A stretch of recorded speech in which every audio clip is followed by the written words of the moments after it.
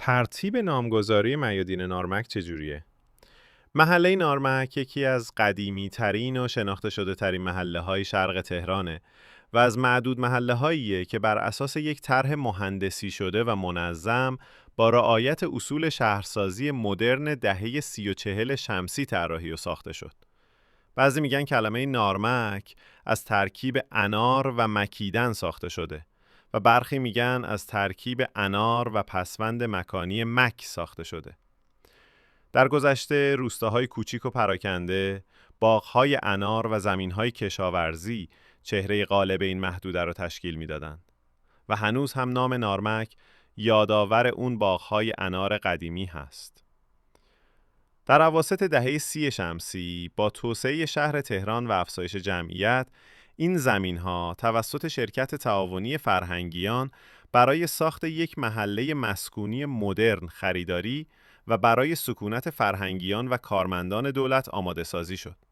این محله از شمال به خیابان فرجام، از جنوب به خیابان دماوند، از شرق به بزرگراه باقری و از غرب به بزرگراه شهید صیاد شیرازی محدود میشه.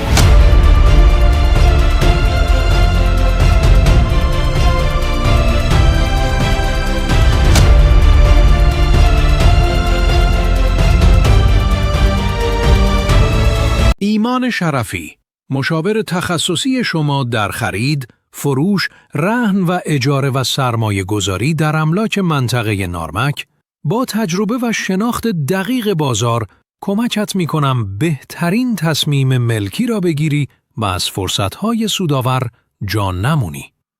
برای مشاوره یا همکاری مستقیم، اگر در اینستاگرام هستی فالو کن و اگر در یوتیوب هستی کانال را سابسکرایب کن تا همیشه از فرصتهای طلایی مطلع باشی.